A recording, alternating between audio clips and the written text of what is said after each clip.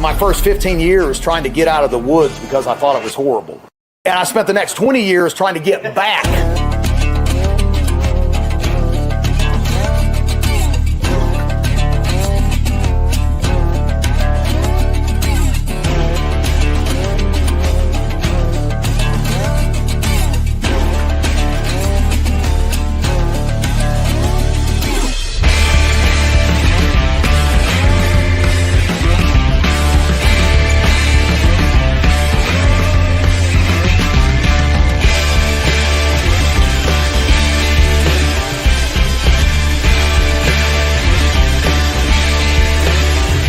The truth of the matter is we need to be well-rounded individuals like our forefathers were. Woo! Yeah, baby. It's time for another Mountain Readiness. And of course, I'm your host, Big T, coming at you from Appalachian, the Appalachian Mountains here in good old Wilkes, North Carolina. I see eyeballs in the room. Don't forget to like, share, subscribe, do all them things, so they can tell me that I used unmonetized music, and now I don't get paid my 3 cents. Whatever, hit me with that strike. Welcome in the chat, everybody. Patrick 7, give me peace now. K-Love, I got all kinds of people. Thanks, guys. Thanks for being a part of tonight's live stream. It's going to be a good one. I'm going to enjoy this one. We've got a guest tonight that we haven't had on yet. So, which always makes it even more exciting. But tonight, I think this is episode 74. I want to say something like that. I think you're supposed to write those down, but I don't. So I think we're at somewhere in the 70 something or other. This is brought to you by Soil Saviors. Make sure to scan that. Remember, you want nutrient-dense food. You got to have nutrient-dense soil. These guys have got it figured out. Check it out. 5-acre box. Look, it's not cheap, guys. Quality products are not cheap. It's just what it is. But the results that you get from quality products is well worth the money invested. And if you don't like the price, go in with your friends. Go in with your friends and divvy it up. These 5-acre kits, you can split that thing up probably 4 or 5 ways with your friends and still have plenty for your garden areas throughout the year. So look into that. Thank you to the Russ of Oz, of course, behind the curtains, pulling the levers, pushing the buttons, helping me out. Upcoming events, Mountain Readiness, May 1st, 2nd, and 3rd.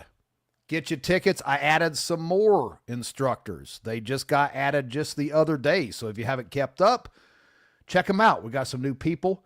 We've got all of our veterans that's been with us from the get-go, and we've got a bunch of new people. Tonight's guest will be the first time coming to Mountain Readiness as well, doing some really cool stuff. Right after Mountain Readiness, we have CanCon. I don't think we have a thing for it, but remember, the very following weekend, the 8th and 9th, 7th is VIP, all right?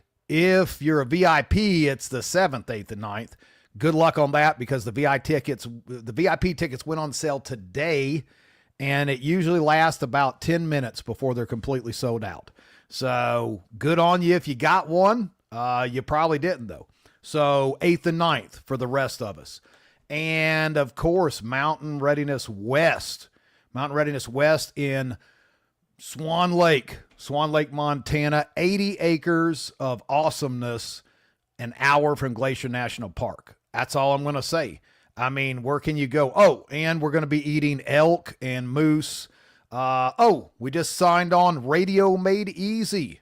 Evan and Radio Made Easy is going to make the trip. Come hang out with us. We'll be doing, of course, comms classes. We've got all the, Angry is going to be there. Russ, the Russ man's going to be there. We've got a big crew that's going. I think it's about 30 people is going to be going down that direction. A whole 36 hours one way, but it's going to be worth it. And of course, Joe Dolio is hosting that with us. The veteran-owned lodge. It's got all the amenities. Can't wait. What else we got, Russ? Sovereign Health Summit, October the 27th through the 31st. It matters, guys. It's just gear if you don't have your health. That's what it comes down to. Everybody buys gear. Everybody does, cool guy stuff. But if you don't have your health, that is the foundation of everything. You need that health. So come check it out, the Sovereign Health Summit. We've got all these awesome people that are going to be there, and it will be well worth your time, especially a 5-day event. And the ticket prices, you just can't beat it. So let's get into it. Tonight is our guest, the Permaculture Consultant, Mr. William Bond. William, of course, grew up in the preparedness thing. He's got quite the resume. Earned his Permaculture Design Certificate. The School of Permaculture, Plano, Texas, studied under Geoff Lawton, which that there in itself is, if you're into permaculture, that guy is one of the founding fathers.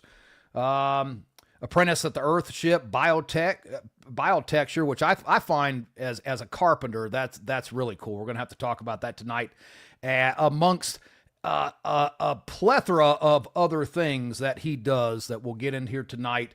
First time on the show, but definitely not the first time on a microphone. Please welcome Mr. William Bond. Man, that was an awesome intro. Thank you so much. Man, we appreciate you, especially you've been traveling all over the place, man. And then you just, you barely got the you're still jet lagged all to pieces, and then you're on a podcast tonight. So I appreciate you doing it. Thank you for having me, dude. Yeah, I ain't jet lagged, dude. I got a 2-year-old. I ain't tired. This is nothing. Yeah, we drove in from, as many of you guys know who like watch my channel and everything, you know that I live in Texas, and if this scene looks familiar, I'm actually at my dad's mountaintop jungle palace of love, as he calls it. The title's got to change while I'm pimp into a simp. Yep. Yep. But yeah, I got in just a couple hours ago, and I was excited to do this interview. It was awesome. Awesome. No, man, I appreciate it. And guys out there in the comments, oh wow, K Love, you got signed up for the VIP. You caught one of the VIP tickets. Well, good for you, man. That's hard to do. Good on you. Have you ever been to CanCon? Have you heard of CanCon? No, I was going to ask you about it. What is CanCon? Is it similar to like a preparedness camp out type thing? What is it? So Recoil Off-Grid Magazine. They also own like Blade Magazine, Blade Show. I mean, they're all the same guys. Recoil Magazine, Recoil TV. They started their own fully suppressed event, and everything is there. They have all the people, Dead Air, Silencer Co., all the places.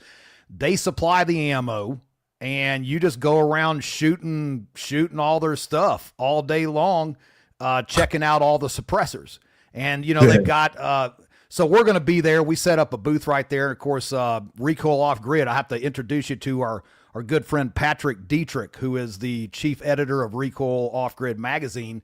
You guys need to get together because he does, Recoil does all kinds of different, they do everything from survival to primitive skills to homesteading. So when we hooked up last year, it was this perfect mesh between what we're doing and what they write about. So we've got to get you guys together there in May, but you should check it out, man. We've got Mountain Readiness May, 1st, 2nd, and 3rd. And then right after that, it's in, Clinton House, South Carolina, basically 2 hours from the campground, 2.5 hours. And so it's just, for 2 days straight, you just go out there and shoot stuff all day long. You ain't got to pay for ammo. It's all included. You just go around shooting everybody's stuff. Dude, that sounds so doggone cool. I'd totally be down. Dude, that sounds amazing. I hear that they're going to have they said about the minigun, having a minigun there. So they're doing one in Boulder, Colorado too. They have an east and a west, just like we're doing with Montana and here. But yeah, miniguns, helicopters, dude. It's off the hook. Yeah. Man, that sounds fun. I wanted to warn people with the Montana one. Anybody who goes to the Mountain Readiness West out in Montana, some of y'all probably ain't coming back. You're gonna fall in love with the state, and you're like, "No, we're just gonna." Just hit up the resort and be like, "Hey, can we just set up a tent and we'll live out here?" The winters are harsh. Hey, man, Montana, I've been to Butte. I've never been that far up, I mean, it's an hour from the Canadian line. And I mean, it's literally 1 hour from Glacier National Park. And so that's a lot further up than what I was there. But I will tell you, Montana is beautiful for 2 months. That's like July, August. And then the rest of it's 4 foot of snow. Except for this year, there's no snow. We got it all. Texas got it all. You guys got it all. Texas got it all. Yeah. Man, you're going to get me started. It was like this big bubble kind of over the whole western area of the United States. It was like something was like heating up the atmosphere or something and shoving stuff over. I don't know. It's probably just coincidence. Yeah. I know somebody who does know, though, by the name of Dane Wigington. Yes, he does. Are you considering monetization on this podcast? Nope. Okay. Yeah. Everybody, if you're ever wondering, like, hey, what are they doing up there? What's going on with the clouds? Why does it look like a quilt pattern up there? That's not a natural occurring pattern or anything like that. Go to Dane Wigington's website, geoengineeringwatch.org. And like, if you go to that website, if you're like on the fence of like, hey, is geoengineering real? Like, what's actually causing all this crazy weather? You go to his website and you don't leave that website fully convinced of geoengineering being a thing and having been a thing for many, many years. You are intentionally ignorant. That's just what it is. That's just what it is, Yep. And they say you got to warm the algorithm up, man. We just set it on fire right out of the gates. That's how you do it. I asked first. The only thing that we can top this is, let's see how this goes. If you are a grown man sitting around on the couch drinking beer watching this Super Bowl, you're gay. We could go right into it from that. Yep. Yeah. Especially with the times that we live in, you ain't got time to be watching some fixed game with some like satanic ritual at halftime. Nobody has time for that. Like, unless the only excuse you have is if you're related to somebody on there. Other than that, like with the times we live in, you do not have time. If you're a man, if you're a grown man, especially with the family, you do not have time to be watching other grown men play with a ball, and you ain't related to any of them. And it's especially gay if you're wearing a jersey. The only sport that's acceptable to watch as a grown man is fighting. That's it. MMA, gladiator style sports is where it's at. Men in leotards slapping each other on the buttocks is not acceptable. The end. Yeah, and at least with the Roman bread and circuses, at least their bread wasn't toxic, and at least the circuses, if they were rigged, everybody knew it because it was a reenactment of some battle. Now our bread is toxic, and the the games are fake and wet. Exactly. And then you throw in all the Satanism and all that kind of stuff on top of it, and you got yourself,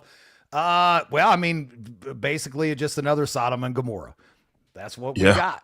And then they got some cross-dresser performing. Somebody asked me, they're like, hey, you gonna watch Bad Bunny play? And I'm like, what the hell is even that? I had to look him up. I had to look it up. And then everybody was like, it was not in English. I was like, what?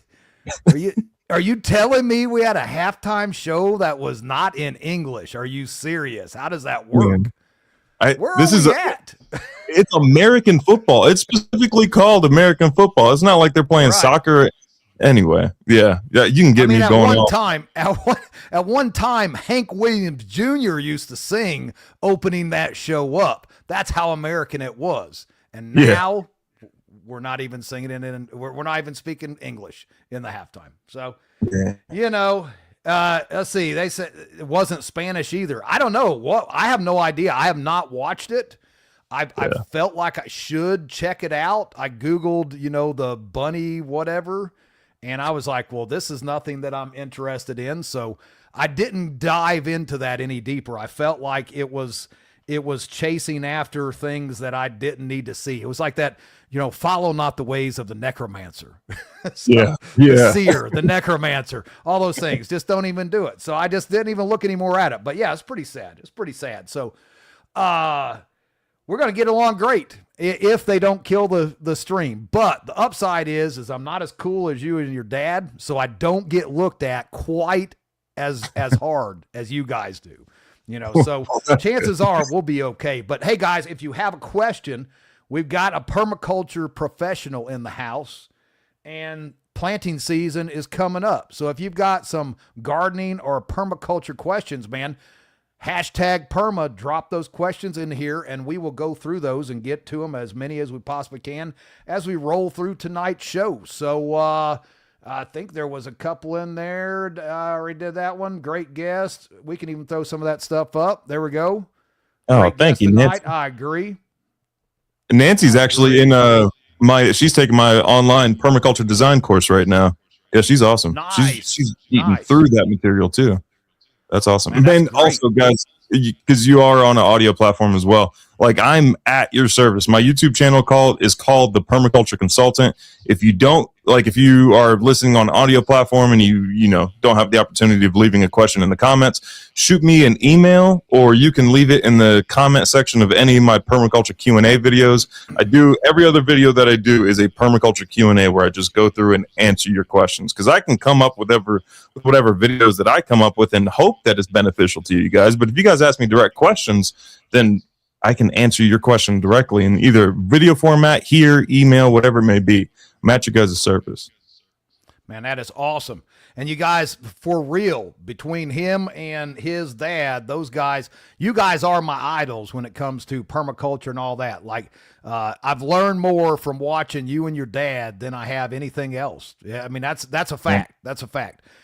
But that's because you guys put so much into learning this. I mean, you guys have years and years and years into it. Let's talk about some of that kind of stuff. So you studied under Geoff Lawton. That's one thing. I mean, you went over there, right? You were in Australia then. Oh yeah. Yeah. I lived with him for about 6 months, and I got I was, thankful. This is where like the vegans came in handy, because I was surrounded by like everybody else who was staying at the farm. They were either vegan or they were there just to like as a place where they could work in exchange for like living accommodations, and then they'd go like party on the weekends. They'd go like travel Australia and everything. I was really the only one there at that time that was there trying to learn permaculture, and Geoff recognized that, and he took me on a lot of little like secret missions around the farm, and it was awesome. I got a lot of one-on-one time, and it's all thanks to Eric Sider. My first permaculture design class was actually from Nicholas Burtner and Eric Sider over in Plano, Texas. Still friends with Eric. He's awesome. He actually does like a segment on the Pimpcast every episode and everything. Yep. But Eric is awesome. One day he just asked me, he's like, "Hey, do you want to go like study under Geoff?" And I was like, "Absolutely." And then it was just later I was on a flight to Australia battling vegans and killing snakes with a machete. Man, I would love that. I mean, that is, and that, I always hear that. I know some people from Australia, and it's like, well, everything in Australia will kill you. And I'm like, man, that doesn't sound like a pleasant place whatsoever. It's, how was that? I mean, what does permaculture look like in a place that everything is trying to kill you? It's instead of looking forward, you're constantly looking down for snakes, because there were two snakes that I killed on a regular basis. One was a common brown snake, eastern common brown snake, which if you get bit by that, you have 2 hours till you die. And even if you do get like the antivenom, you're gonna have permanent nerve damage. And then the other one was like the the inland taipan or something like that. And that thing, you got 2 minutes. Yeah. And I got a shovel or a machete. Like, all right, it's National Geographic everywhere in that country. Like, I was at their version of like Home Depot or whatever, and I'm just sitting in the parking lot watching this red belly black snake fighting this iguana in the parking lot. And I'm looking around, I'm like, this is a city. I'm in the city, and these two are just fighting right here in the parking lot, and nobody else is stopping and watching this. I'm like ready to grab some popcorn and sit back and relax, watch this real life National Geographic in front of me. But yeah, both times I tried to surf, there were shark attacks, so I just took that as a sign. Like, all right, surfing ain't the place. It ain't the place, nope. Bro. Nope. Yeah, shark attacks, and I've always wanted to go to Australia. But and of course, and I would if I ever get the chance, I will go to Australia. But everything is just hardcore there. It seems like the climate, the heat, the wildlife. I even I'm a diesel tech. I've been a heavy truck tech for 30 years before I got out of business a couple years ago, and even their trucking. These guys have these hopped up 1,000 horse I mean, these things are monsters with like 5 extra fuel tanks on them, and they're train. It's a train. It's a land train, and these dudes are cruising across the desert of Australia for like a few hundred miles at a time, hundreds of miles through the desert, out there by themselves in the middle of nowhere. You basically have to be like a top shelf mechanic, a tire guy, the whole bit to fix everything. When you talk about self-reliance, like Australia, you got to be self-reliant. to an extent. Like you got the extremes. Either you get like the super self-reliant, what they call bogans, which is us. We're the bogans, right? You got that group, and then you got the complete opposite of like the blue-haired, purple-breathing like Marchies. That's on the other side of the spectrum. And there's like I didn't really notice any kind of in between. But like if you could go to Australia, I would highly recommend it. One of the cool things about Australia is that like you can find good coffee everywhere. Like you can go to a gas station and find like they have like every gas station you stop at has like a cappuccino machine. Like they don't play about their coffee in Australia. And you can say like you have like a list of restaurants. You can pick any one of those restaurants and it's generally going to be pretty doggone good, just on average. And then like if you're going to buy goods there, like you got 2 options on the goods. You got the cheapest possible option directly from China, or you have the top quality option. Like whenever you're looking at like clothing or boots or like, given the topic of conversation, like fence energizers and stuff, you either have the cheap crap that's going to last for a little bit, or you have like the top dollar, best quality one, because it is an island and they don't have the ability to just ship in everything like the United States does. You have the bottom all the way up to the top and everything in between in the United States. You only have one or the other one in Australia, just because it is an island. But I highly recommend going. It's pretty cool. It's cool to visit. Very beautiful country. I was over like 2 hours from Brisbane. I was in New South Wales, Pinchin Valley. So for those of you guys that have like, if you're familiar with Australia at all, or farming, homesteading, stuff like that, the sub pod, the worm pod that fits directly in your garden and you keep your worms inside, that was developed a couple miles from Geoff Lawton. Also the flow hive. I was there when the flow hive people were introducing it to Geoff Lawton and giving him one. I had to build a concrete base for this flow hive and everything, but it's all, I don't know what's going on in that valley, but you either got like traditional agriculture, just like raping the land, or you got like the innovative permaculture people, or pot growers. And that's really the 3 types of people that live in like the Pinchin Valley. But it's awesome. Super nice people. Man. Everywhere I went, I didn't meet any jerks, anything like that. Very awesome people. Man, I will definitely head that direction if I get the chance. I was actually invited to go to Alaska next month. Of course, I'm working. I got 500 things going on, all these, but it was all covered. I've got a buddy who is doing some SEER teaching out there at Fairbanks, Alaska, on the base with a bunch of the Air Force guys. And he's like, "Hey, you want to go to Alaska? I'm roll out there." I'm like, "Man, when is it?" He's like, "Next month." I was like, "Yeah, well, that's not happening, but thanks for rubbing salt in that wound." Man, another got place I have not been to yet. That would be cool. They got those mosquitoes that suck all your blood at once. Those big old birds flapping up there. Dude, I've not been. I remember so far the worst I've seen of mosquitoes are Mississippi. Yeah. Like I live down in Mississippi, and that state, it's poor and the mosquitoes try to kill you. That ain't for me. I don't know who would want to live in Mississippi or Louisiana for that matter. I don't know. There's a few areas of Louisiana that's okay. I've got a bunch of family that, that my mother was born and raised in Pineville, Louisiana, but Mississippi, I'm going to pass. I'm going to pass all the way around. So I like northern Mississippi, like near Tupelo area. That's a cool part of Mississippi. Vastly, like northern Mississippi, I've noticed, and southern Mississippi are 2 different states. It's different. And then Louisiana is a place you strictly visit. That's it. Vacation. Man, the humidity is the problem. That and the Natchez Trace. Have you ever drove on that stupid road? No, I'm Mississippi and Louisiana. Yeah, I haven't. Dude, Like this thing, it's on a levee. You know, the highway is literally on a levee, and it goes forever. It's one of those roads that you can see 100 miles down the road. And there's little pull-offs off each side of the levee, and the state boys park right off there. And it's 55 mile an hour, and they make sure you are running 55 mile an hour the whole 200 and whatever miles the stupid road is. And you just go into a trance. Like, you lose track of time driving on that road. And I've done a few. I'll pass. It's just not for me. It's similar like that between Texarkana and Shreveport, Louisiana, because I live about like 45 minutes from Texarkana in Texas. Yeah, and on the way to Shreveport, if you go to Shreveport, Louisiana, it's that exact same scenario. It's on that levee, like there's swamp on either side, and then you just go into a trance. Next thing you know, you're doing 80 and getting pulled over. But it's a straight flat road.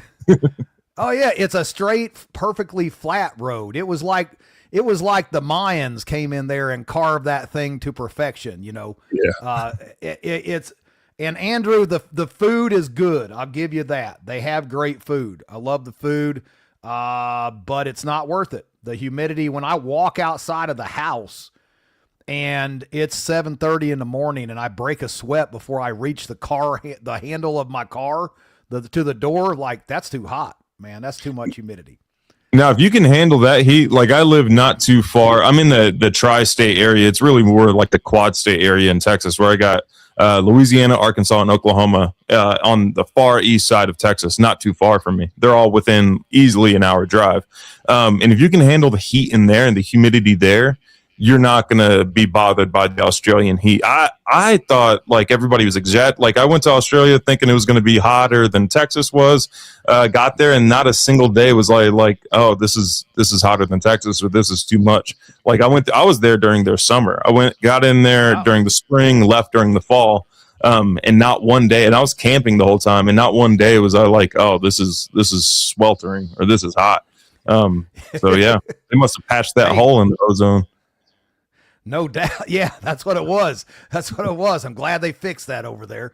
What in the world? Packs of wild dogs, cattle, horses, state troopers, regenerative orchards. By the way, guys, regenerative orchards will be joining us at Mountain Readiness May. He's going to be doing some tree propagation classes for us. So check him out. He is on the website right now. And what's going on, Byron? Glad you could join us. Missy calls that humidity. Yeah. Whatever it is, I don't want no part of it. And then Andrew, he keeps running his mouth too. What do you talk about, man? Have to suffocate? No. Look, y'all down there in that swamp land and stuff, this is where it's at. This is called God's country for a reason. That's all I'm saying. I'm sticking in this area right here. However, this past few weeks, man, has been a little brutal. Did you guys get the wind? Did you guys get the wind after those storms? Or was that just us? Yeah, we got wind, but it's pretty typical for that part of Texas. Like, yeah, it's not unusual for us to get some pretty heavy winds. Like when I record YouTube videos, if I don't use that sock that goes over the mic, you're not going to hear what I'm saying. It's almost always blowing wind, which is like if you're trying to apply some like chopped straw or anything like mulch down in Texas, you always have to wet it first or wet it immediately afterwards, because that wind is just going to blow your mulch everywhere. Yeah, there's always wind there.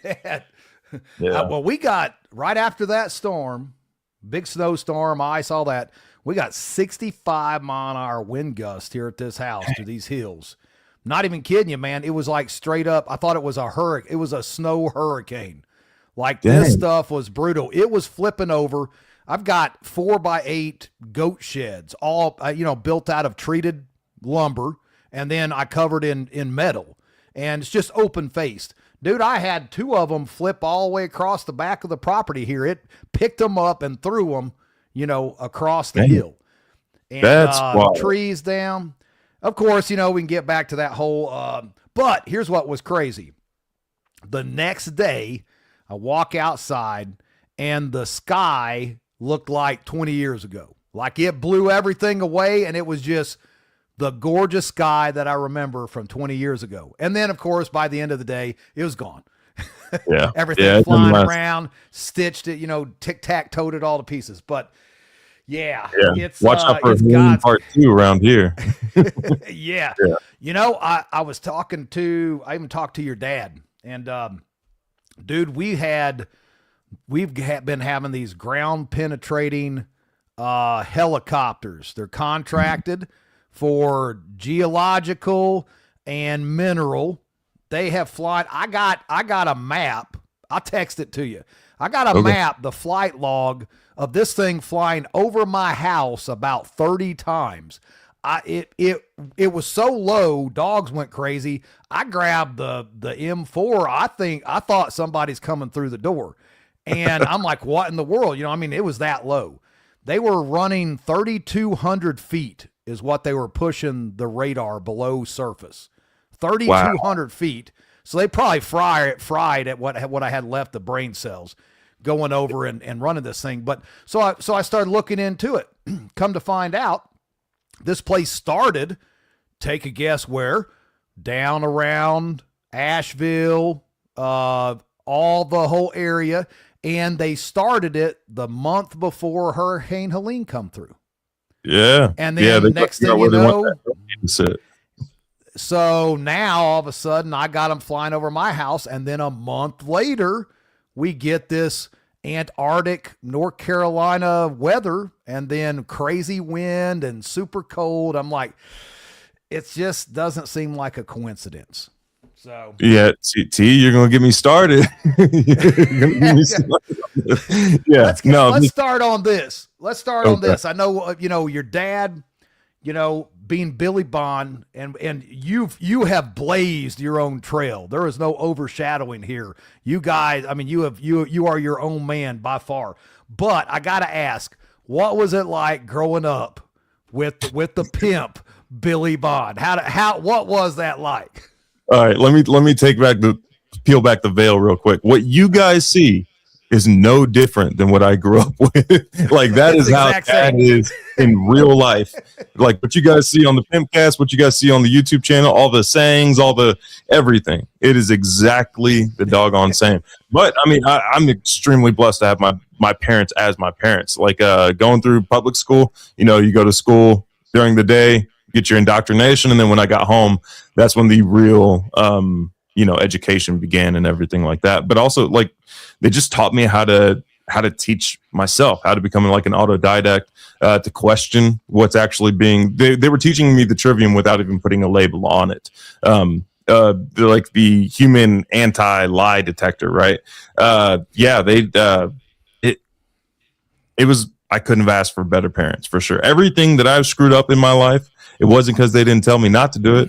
It was 100% my own hard-headed decision and stuff like that. But yeah, they whatever you guys see on YouTube, whatever you guys see on the Pimpcast is exactly how he is in real life.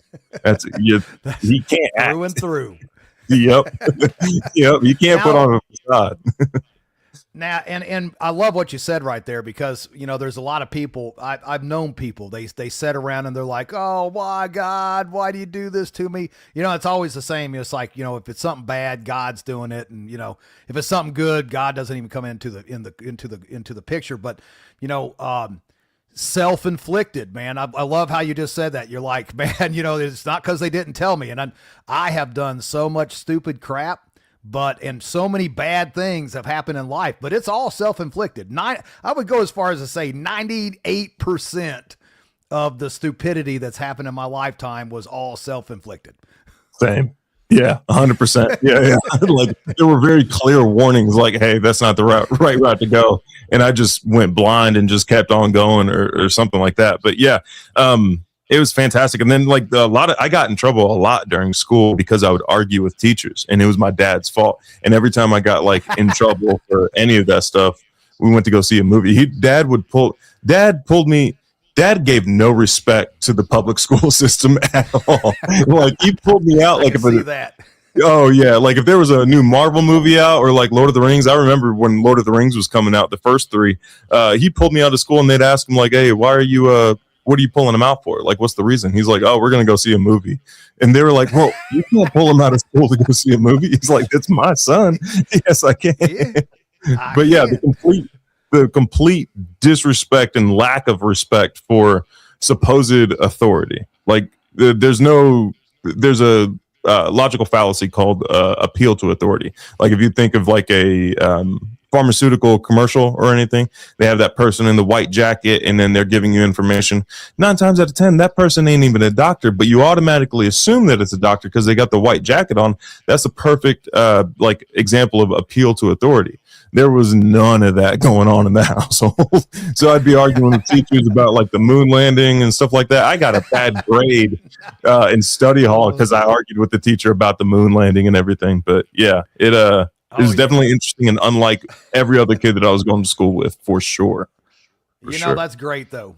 And I expected nothing less of an answer of that right there. I just had to ask. I was like, let's start with that one out there. Cause I've known your dad now your dad come to the very first Mountain Readiness we did, I believe, come out there and did the tactical food force.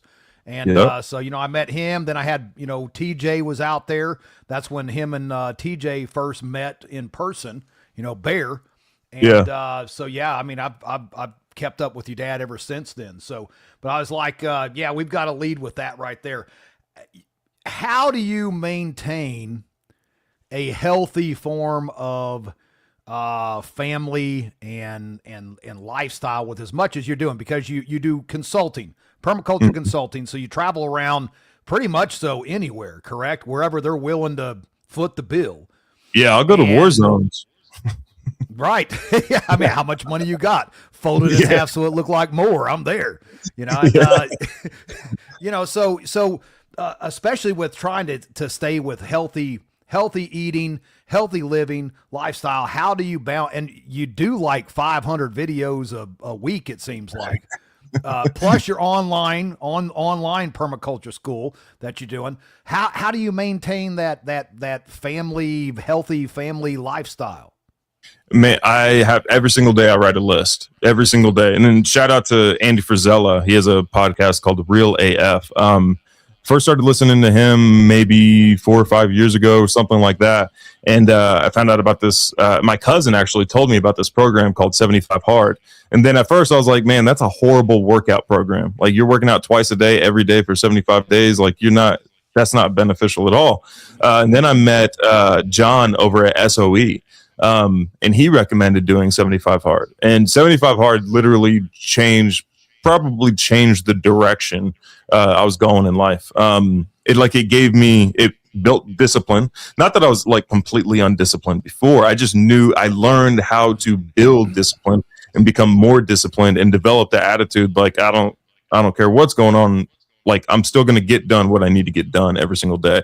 So every single day I do the power list, which is a list of 5 things that have to get done. Like, I'd rather lose a leg than not get these 5 things done on that list. And on that list, I include, like, I have a 2-year-old at home. And she hates it whenever I go somewhere where she can't go. So on that list, I'll put things on the list like, all right, spend time with my daughter for X amount of time, or like read books to my daughter, or go outside and play with my daughter, things like that. I just have to write. If I don't write that list for that day, I'll wake up and I'll be busy, but I'll be busy in every direction and I won't be accomplishing what it is I need to get accomplished. That being said, I still have a lot of growing in that department of that organization and getting that squared away. There's always going to be room for improvement as far as discipline and organization goes and things like that. Like, I have the discipline part. It's the organization part that I got to work on. Right. Yeah. it's a work in progress for all of us. For sure. But I would say doing the job, being self-employed, even when I'm on the road, I'm still able to spend more time with my family doing this, even though I'm on the road a lot, than if I were working like a typical 9 to 5. And if you read the book, I believe it's named by Josh Tolley, but it's Evangelpreneur. He breaks it down and shows you like how much money you actually need to make in order to offset your day job. And it's shockingly little. Not like a little amount, but it's far less than what you're thinking, and having like a better quality of life just by working for yourself. I can't. I love that you said that. I love that you said that because I've not read the book and I'm gonna have to check it out. But I did the whole chase the dollar for years and years and years and years. Growing up poor, when you're dirt poor and you see everybody else got nice stuff, you're like, man, I ain't never going to be this way ever again, you know? And so you get this mindset that you just got to keep making more money, more money. So the kids come along. I have 2 sons, 2 daughters, and, you know, that they were in school, had to, you know, books and shoes, you know, it's multiple pair of shoes, all the sports, all the things, after school curricular, you know, extracurricular activities. And so it's like, oh, I'm going to have to take another job and take another job. I mean, I worked 2-3 jobs all the time, all the way through when my kids were young. And as I just kept going, of course, you know, beat all to pieces, you know, working those type of hours is not healthy. And so I started looking at what you're talking about right there. I'm like, man, I make this big paycheck, but then Uncle Sam comes and he takes half of it. It's gone. Half's gone right off the top.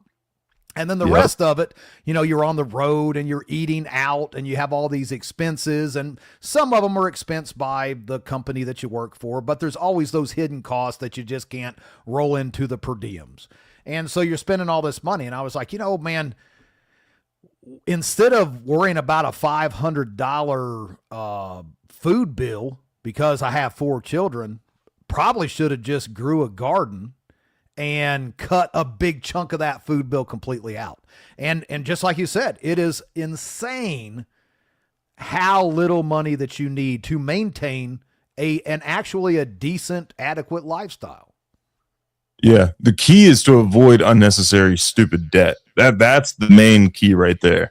Rent whatever you can, buy whatever you can. But as far as like, I don't have a brand new truck. I have a 2001 F350 that was given to me by TJ over at Bear Independent. I was doing a consultation for one of the Caleb House locations, and I was like, hey, I know you do disaster relief. If you're looking to decommission any one of your trucks, let me know and I'll buy it from you.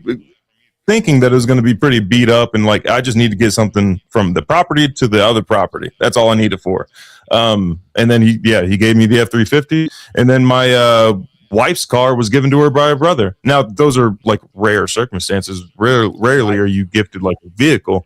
But before that, the most money I've ever spent on a car was $3,000. That's the most. Awesome. And it lasted years. Yeah. I had an F-150, had the inline straight 6 in it, you know, 5-speed. And I paid $500 for this truck, and the transmission was gone. Gears all to pieces. So I bought another $500 truck, swapped the transmissions, took that truck, you know, grabbed all the parts that I knew I was going to need, alternator, you know, batteries, anything that I could pull off of it. Took that truck, sold it for $350. So now I've got, you know, $150 in this truck, and I drove it for 8 years, doing construction, and beat it to pieces. Never changed the oil in this truck. It burned oil. So every couple of days I'm dropping a quart of oil in it. I'm like, you know, whatever. I got it. This is a $150 truck, right? And when I sold the truck, all the belts were showing in every single tire. I never even put tires on this thing in 8 years. Drove it all over the place. I'm not even lying. There was belts everywhere. I was like, you know what? I sold this truck for $500. Man, that's awesome. I mean, you can't beat that. And we're looking at trucks right now. And, you know, my wife, we've got the homestead here. We raise, you know, heritage Bielefelder chickens, dual purpose. We're doing meat chickens. We sell at the markets. And so we're needing another truck so that when she goes to market, we can haul stuff. And we get online, man, and these trucks, you might as well just buy another house. Like $65,000 for a Toyota Tundra. I'm like, what? Are you serious? No, there is no way. And I live in an area where like what you drive is the entire personality of that person. Like my backdoor neighbor, they have a truck sitting in that parking lot or in their driveway that is twice the cost of that house. I know the cost of that house because the guy who built that strip of houses did the same doggone plan on every single house. I know how much that house costs, and their truck is twice that much. And I would love to say that that's like a rarity where I live in Texas. but it's very, very common. People are eating, like Dad says all the time, people are having like a $1,000 truck payment every month, and they're eating hot dogs. Like, Yeah. we got our priorities backwards. They're also the ones that are watching gay Super Bowls too. But yeah, they're over there eating hot dogs. Man, I don't get it. Yeah, Gay Super Bowls, eating hot dogs, staring at the sky, thinking about how pretty those clouds are that go in crisscrossing directions. Man, yeah, and yeah, that's hoe behavior. And if y'all don't know if you see the sign back here, but that says PIMP. It's an acronym for permaculture is my passion, but yeah, but nevertheless, it may be one of those double entendre where it's got two meanings, and the other meaning is don't be like hot dog eating gay people at Super Bowl Sunday. That's what it is. Man, we just went off the deep end. That's all right. It's good. That's how I like it. Let's grab a couple of these questions real quick. What we got here? So Mr. Matt King, good friend of mine. He's been coming to Mountain Readiness now for quite a while, and he is deep diving into gardens, and now he's got chickens. And so, Perma, I'm starting the greenhouse this year. What should I plant first? All right. So this is actually, so the answer is actually going to answer quite a few questions in regards to like what should you plant and stuff like that. Do a week or a month-long food log. Write down everything you eat every single day, no matter if it's a snack, if it's like a main meal, whatever it is. And just once you write down that log, look at that log and be like, all right, what can I grow that's in this list? And that's what you should grow. I also highly recommend downloading the app called Garden 8. It's Garden ATE. It's all one word. It's like $1.99 on YouTube. As soon as I showed up to Geoff Lawton's farm, he came up to me, he asked me, he's like, do you have this app? I was like, no, I've never heard of it. And he said, if you're serious about growing food, you need to download this app. And then I immediately downloaded the app, and you just put in your growing zone, and it'll tell you exactly when to start seeds, when to transplant, when to sow directly into the garden. And it has a ton of information on each individual plant, as far as like cultivation, how to, what to plant it next to, what not to plant it next to. And then you'll have to do a little bit of tweaking just because the microclimates, it goes based off growing zone. For example, like where I live, I'm in zone 8A. Actually, they just switched it. I'm in zone 8B. So I noticed, like, all right, whatever it's saying on that app, I can start a little bit, like I can start 2 weeks earlier. And then like going into fall, I can plant like 2 weeks later.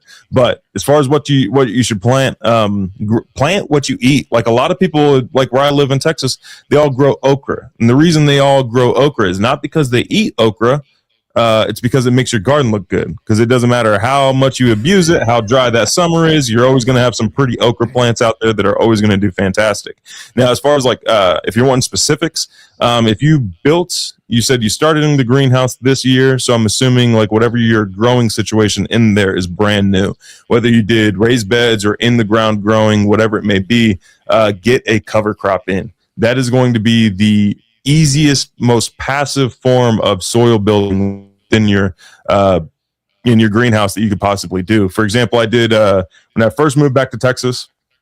I shaped the beds, so I had to till and everything. I shaped the beds, got them shaped up, and then I immediately put down a cover crop. And I turned that hard Play-Doh like Play-Doh clay soil into beautiful crumb structure in about 3 to 6 months with just using a cover crop. The benefit of the cover crop is it's going to, plants do photosynthesis. It shoots the sugar down into the soil. It's called an exudate, and it feeds the microbes. The microbes eat that sugar, and with that sugar comes a grocery list of everything that plant needs in exchange for the sugar. The microbe goes and derives that from the organic or inorganic material within the soil, the rocks, the sand, silts, clays, also any organic material that's in the soil. It breaks it down, producing an enzyme, which is what, controls pH, is that enzyme that the microbe produces, and then it derives that from that material. The microbe derives it from that material. Now, that microbe can't make a direct transaction back to that plant. It has to get eaten by its predator, pooped out, and then the plant benefits. If you have that going on in your soil, you're going to be building soil very, very quickly. And if you plant a cover crop and maintain it, you're gonna go gangbusters. That same year, I planted sweet potatoes in, it was like right after Easter. I planted sweet potatoes. watered them in, and then that was the last time I watered all year. And then 120 days later, harvested them and had a fantastic harvest. And the only thing that I took care of was the cover crop. I didn't water after I planted. I did not water at all. And Texas has a guaranteed drought every single year. Every single year. Wow. That part of Texas, I should say. Man, that covered all the bases right there. That's phenomenal, though. Yeah, because Texas is another one of those areas, that heat out there, about the same deal. So you didn't water. You were done watering at 6 months. I was done didn't water anymore. That was it. Man, that's phenomenal. Yeah. I take the Mark Shepard stun method of the strategic total utter neglect, the stun method, and I apply that. He just applies it to trees. I apply it to all my plants. Right now, in fact, it's still February. Right before I came up here, because we're going to be up here for about 3 weeks or so. Before we came up here, I had started a bunch of pepper plants. It was a last minute trip, so kind of messed up my seed starting and everything. I put it all out in the garden. So we're going to see how well this stun method will work, because I got tomatoes out there right now. I got peppers out there, zucchinis, cucumbers, squash, all types of stuff that does not like the cold. So we're going to see how well this works. February. You know, I complain every year, and I'm trying it this year, winter casting. The winter casting thing. So I'm waiting for the ground to thaw out just a little bit more, because we had this freeze that come out of nowhere. And for 3 weeks, this is the first time I've seen my pond where I could almost step out onto it. It was froze that hard, that thick. And so I'm going to try this too, because I get mad every single year, man. I go out in the yard, and because you got chickens, you got scraps and stuff's getting strewn everywhere, and out of nowhere, here's this tomato plant that just start growing right in the middle of the yard. I'm like, I'm just going to throw a little mulch around it and, let it go. Man, when it comes up on its own, the thing is amazing. Just the best looking plant. It's got tomatoes everywhere on it. And then the ones that I started inside or put in my garden and I baby and I take care of it look like crap. Half the size, half the production. And I'm like, this thing just pops up right out of the yard. It isn't even, the soil doesn't even look as good, but there it is, just killing it. So let me know how that goes. Let me know how it goes there in Texas, how they reacted. I'm gonna try it myself. So, I'm gonna do a video on it for sure. I'm thinking that, because we have a 34-degree night coming up, cucumbers, tomatoes, they really don't like that cold weather. They really don't like anything past like 50. So we're going to see. I'm hoping it works. If it does work, I'm saving all those doggone seeds. Those need to, definitely pull some off and dry out for those there. Sandy, she says, with all the sky activity growing under grow lights inside, have you seen issues with your plants due to that stuff? Or is your permaculture just going so good, the microbes and stuff, that it's fighting it off? So as far as now, if you're talking about the dimming of the sun, it's kind of like the Jack Cruz saying that Tina, when it comes to the sun, there is no alternative. Tina, grow lights will work. Like, it's fantastic for, getting your seed started and everything like that. But it just doesn't work as well as the sun. So right now I can say, like, the dimming hasn't affected the plants to such an extent where we still can't grow a bunch of our own food. Now, if you're talking about what's falling out of the sky, the sponsor of this episode is the place to go. So you have three options when it comes to dealing with the soil contamination, either whether it's coming from the rain or you live in next to a Superfund site or whatever the deal is. I just did a video on it yesterday. Actually, it just went up yesterday, but it's 3 ways to fix like a contaminated soil, any kind of soil, no matter what your issue is. There's 3 ways to fix it. You can get a cover, and I'd suggest combining all 3 methods, actually. Getting a cover crop down so that way you're feeding the organisms, making your own compost. Y'all, you cannot buy compost. You have to make your own compost. We've tested all of the compost that you can buy. It all sucks. It ain't worth, like, the only way I would take that compost is if they're paying me to fix it. That's the only way I would, like, take any store-made landscape mulch yard, whatever compost. No matter how good they try to convince you that it is, it's all garbage. The benefit of compost is that we're farming organisms within the compost, and they're super indigenous. They're indigenous to your area. And then the third method is soil savers. But what I recommend is combining all 3 methods. Now, you did mention at the beginning of the episode, like soil savers in the long run, if you think about it, is far cheaper than going with these store-bought Khyber Bosch produced nitrogen-based fertilizers. It's far cheaper. Hit that link, guys. You can, if you got 10 of you to go in on one of those 5-acre boxes, you would still have all the microbes you could possibly need if you played your card right. So what I recommend doing is, let's say 10 of you got into it, and then you divide it up by 10, and each of you guys get a 10th of the box. Make your compost, hold on to those ingredients, make good high quality compost, thermophilic compost, where it's a hot process, it goes through a hot process. Let it come down to ambient temperature, let it cure. And once it comes down to ambient temperature, inoculate that compost with the soil saviors. And then as long as you always put like a handful of that compost into any new compost that you make, you always have those organisms. You're always going to have those organisms. The organisms within soil saviors a lot of them are extremophiles or RK bacteria, which thrive in like just horrible conditions. And guess what their primary food source is? Toxins. Dioxins, things that we're told are forever chemicals that they can't get rid of. So, and then also within your own homemade compost are a bunch of organisms that won't necessarily destroy the toxins, but they'll lock those toxins up in medium and long chain carbonic acids.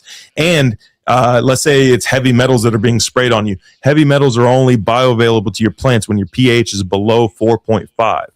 Once it's below 4.5, then those heavy metals are bioavailable to your plants. If you have the organisms in place, your pH is never going to reach 4.5. It's going to stick to just a little bit above 7 all the way up to like somewhere between 6 and 7. That's where plants thrive, as long as you have the organisms in place. So y'all, like there's a saying from Bill Mollison, who's one of the creators of permaculture, and I'm going to loosely quote it. It was like, though the problems of the world become increasingly complex, the solutions are shockingly simple. It really is. And compost can be very easy to make. If I put sawdust on the ground and I piss on it, that's compost. If you run animals and they poop on the ground, that's composting. That is an active decomposition process where it's farming organisms.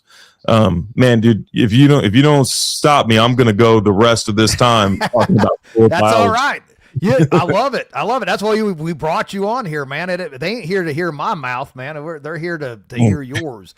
So no, I think that's great. You know, it's amazing with soil saviors. And look, guys, what he just said: 10 of you go in, 5 of you go in, 10 of you. Think about this: 10 of you go in on this. I guarantee you spend more at Mickey D's with the family, like twice as much than what your out of pocket would be if you get with your friends and you break it down like that. I mean, it's cheaper than eating at fast food restaurant. That's how cheap it is if you go in with a few of your friends. And we've got a front yard out here. I actually was sending it to Pat and Doc Will. Pictures of this front yard, man, compared to the rest of the place where I sprayed this down, where we ran our chickens, we're doing all these things. We had these 3 weeks of super cold. I mean, dude, for 3 weeks we were hitting.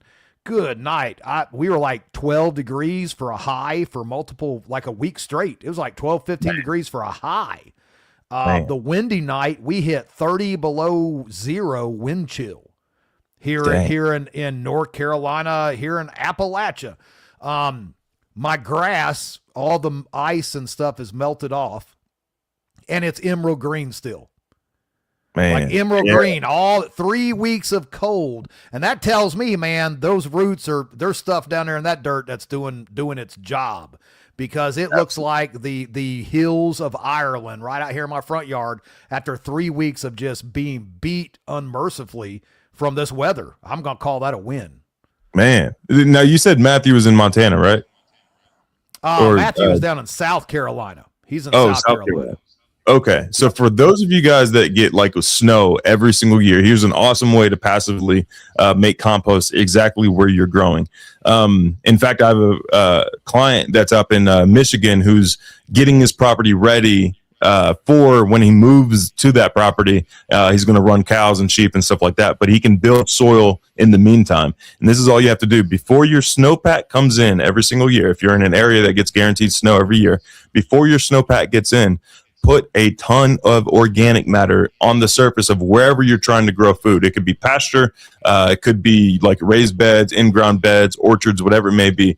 Put your organic matter down first, and then let the snow come in. You can go up to 3 feet thick before the contact point between your mulch material and your soil goes anaerobic. And it can be any kind of carbon source. It can be hay, it could be straw. If you're doing pastures, I recommend doing hay. It's kind of a 2-for-1 thing. You're seeding your pastures, and at the same time, you're getting organic matter down. You can do straw, you can do wood chips, you can do leaves, all kinds of stuff. Whatever it is, get that down before your snow comes in. And then your snow comes in, and then next spring, you will notice a night and day difference within your soil composition of the crumb structure, the nice, good crumb structure. And then also, if you do like a soil biology test, you'll notice an increase in microbes as well. The reason being is that underneath your snowpack is the fastest recorded decomposition rates on Earth. Most people think it's going to be like a rainforest where the fastest decomposition occurs. It's not true. It's underneath snowpack. The reason being is that you get your snow in, right? It's covering the surface of the soil. There's a steady temperature on the contact point with the soil. There's going to be a very, very steady temperature, allowing your microbes to adapt and then not have to deal with like homeostasis with the fluctuating temperatures, or having to deal with the constant travel back and forth, up and down in the soil. And then also there's a constant slow drip of moisture. So, which ironically enough is about 50% moisture content, which is like perfect for decomposition for aerobic microbes within your soil. So yeah, if you have snowpack, just a little easy cheat code you could do every single year. Just make it a habit of putting down organic matter once your growing season is done, and then letting the snow come in, and then you got fantastic soil afterwards. Man, that's great. I'll try that. Hopefully we don't get any more snow, but I have a feeling it depends. As soon as the helicopter starts flying over again, I'm like, all right, well, let's go out and get my compost ready. That's what I'll be doing. Here's actually a picture of this stuff, man. So here is, this is the yard, like, that blocked us out here. This is the yard off to the right.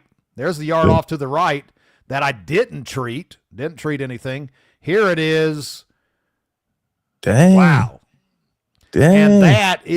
And that's, I mean, if you can see back in here, all the not alive brown, and it's all the way around, but this is what it looks like right now. Right now, this is what this was actually taken before the snowstorm, but I actually went out there. I mean, I was looking at it today because everything melted off. I was like, holy cow, this stuff is just as green as it was when we before the snow hit. And that was actually December right there is when I took that picture. That's awesome.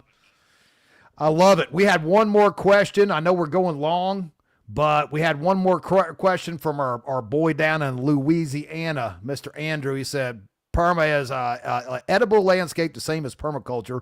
I really want to utilize the crappy landscape around the house for production. All right. So edible landscape, I get this question a lot. Like, is regenerative agriculture the same as permaculture? Is like keyline design the same as permaculture?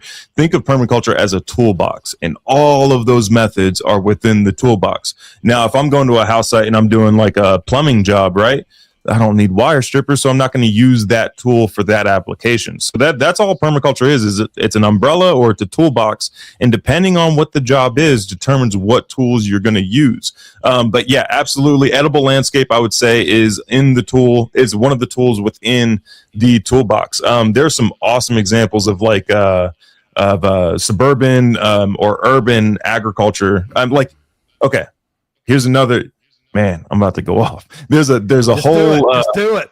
All right. So the cool thing about small acreage property, right, is that I'm going to have a higher yield per square foot on smaller acreage than I will on 100 acres. So if I had, like, let's say a 1/4 acre lot in the city, I'm going to yield more per square foot on that than I'm going to a 100-acre farm. The reason being is that I can pay more attention to each individual square foot on that particular piece of property. Whereas that 100 acres, there's a lot of people go in and they're like buying like 20-acre parcels, 50-acre parcels, 100-acre parcels, and you don't need that. If your goal is to like produce a lot of your own food, let's say 80% is if you hit 80%, you're doing fantastic. Let's say that's your goal is to produce 80% of your food. You can easily do that on a 1/4 acre lot because you're going to have a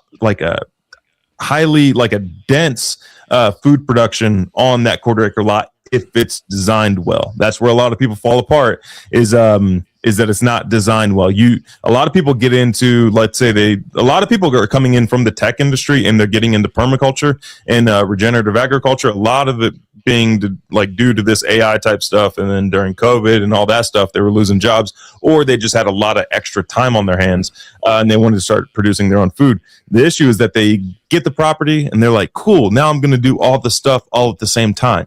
You can't do that. If you do all the stuff all at the same time, you're going to quit, which we get a lot of people right now that are quitting just because they burned out. If you don't have proper design, it's not going to work well. If you don't do things in the right order, it's not going to work well. Like, believe it or not, if you buy a new piece of property, food production is like number 5 on the list of things that you should achieve on that property. The first thing you should do is worry about access. The second thing you should do is worry about water. Like, where's your water coming from? How do I need to redirect water on my property? Do I have any erosion events? Are there any opportunities to capture water within the landscape? What's my organic matter looking like on the property? Things like that. And then third is structures. And this is where people fall apart when they're buying raw land.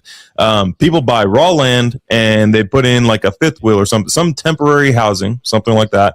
And then they get all the animals. And they're doing this with the thought of like, all right, I'm going to produce food, and at the same time, I'm going to build my house. I have seen, of all the consultations I've done, of all the different states, the countries I've been to do consultations, I have seen one homestead that has ran animals at the same time that they built their house or refurbished their, remodeled their house. I've seen one example of that actually working. What typically happens is you get the fifth wheel, you're living in the fifth wheel, then you get all the animals, and then you realize you have less time than you did before the animals. Everything is going to require far more time than you're expecting. And then you just never build the house, and then you get burnt out because you're living in a camper and you got 3 kids running around and they're all getting older. And then you have some issues there. Man, you're on it. And I am guilty of some of these because of not putting in the study, but getting that learning. We have been here at this homestead, our little homestead here, for 10 years now.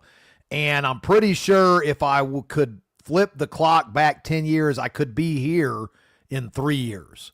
But all the chasing my tail stuff is what it ended up, trying to do too many things all at once. And we're just now starting to get that big footing because it was remodeling the house. Let's get animals. Let's do this. Let's build this. Now our chicken house, I'm not so sure about. Now I'm moving this. I'm putting the chickens in the woods, the silvo pasture type stuff, because it's just a better way of doing it. And so it's just, you do consultations. So that's something. Let's end with that. Tell people, what you do, what you offer, because there's some people in here that are just getting into this journey. There's some people in the comments right here, and I'm sure that will see this video, that are actively looking to buy property for a homestead. So what do you do, where people can find you, and, to help them along with this? So as far as like the services that I do soil biology testing. So you can send me a sample of your soil and I'll analyze it under a microscope, see what microbes are there, what needs to be there, and what we need to do to fix your property. I do that. And then as far as on-site consultations, I offer 2 different types of consultations. One is a virtual consultation, and that really only works well if you have like specific questions you're wanting to do. We'll do like a Zoom call, FaceTime, whatever it is. I'll look at whatever's going on, and then you'll bounce back questions with me, and I'll answer them and stuff like that. And then I do on-site consultations, and what that is, like the biggest benefit of an on-site consultation is that you get to start skipping all of my mistakes. Like, you don't have to make the same mistakes I did. You get to make new mistakes. You get to use the experience that I have of growing up in the preparedness realm, transitioning into homestead, and then transitioning into permaculture. You get to skip all those mistakes, and then you get to start like where I'm at right now. You get an order of operations, which is like what to do, when to do it, and what order to do things. You get a plant list of like commercially available plants that are like perennial plants that are going to work well in your area. You get a book list, because continuing education. Consultation is not like all of the information you need forever, because I'm still learning. I'm still learning things that like I didn't know a year ago, or I didn't know 2 or 5 years ago. So there's a continuing education portion of depending on what you want to do, books that I recommend you checking out, or YouTube channels, whatever it is, just continuing education part. You get signed up for lifetime soil analysis. So if you do an on-site consultation, no matter like where you are or how long it's been since that consultation, you can always send me a sample of your soil and I can track progress that way. And then you get access to me afterwards for any questions that pop up along the way. Or if you change your mind, and you're like, hey, turns out I don't really like sheep. They're kind of jerks. Or more applicable, turns out I don't really like goats. They keep getting out of the fence. I'll first start off by saying, I told you, and then we'll progress from there and, transition you into something that you actually like. But I also do speaking at festivals and stuff like that. My YouTube channel. Oh, and if you're interested in any of that stuff, shoot me an email at thepermacultureconsultant@gmail.com. Anywhere you go, you can always just type in the Permaculture Consultant and you're going to find my YouTube channel, social media, things like that. Email is the best way to get a hold of me. And then my YouTube channel is called The Permaculture Consultant. Every other video I do is Permaculture Q&A, where I answer you guys' questions in the comment section on my video. And then you can always shoot me, let's say you had a question or you think of a question after hearing this and you're like, dang, I should ask this. Shoot me an email at thepermacultureconsultant@gmail.com. Same email. But yeah, I'm at your service. Like I'm fully, I believe what Andy Frisella has said as far as like, don't focus on the money part, do good work, and then money will be a byproduct of it. Like I'm more than willing to answer anybody's questions at any point. Man, I appreciate you sticking, well, for one, being tired and all that kind of stuff, coming on here, hanging out with me. Man, I got so many questions I wrote down here. We ain't even got to them. We got to do this again sometime, William. We got to do this again. And because this has been a blast. I love it. And people are loving it. Great show. And of course, come May, you're going to be there. We're going to process a ram. And can we do a little composting with what we got left while we're there? Oh, absolutely. Oh, yeah. So, yeah, we can totally. Hey, I'm down to do whatever it is you want to do. Yeah. Just point in the right direction and I'll run with it. Whatever you want to do. Well, there you go, guys. May 1st, 2nd, and 3rd. If you ain't got your tickets and you didn't have a reason, now you do. You're gonna learn how to process a ram right on site, and then we're gonna use every single bit of what's left to make some awesome compost, because it gave its life for a purpose. We don't waste any of these things. So that's reason enough for me. I'm looking forward to it. I really appreciate you coming on tonight, William. Looking forward to meeting in person finally in May. And we got to do this again, man.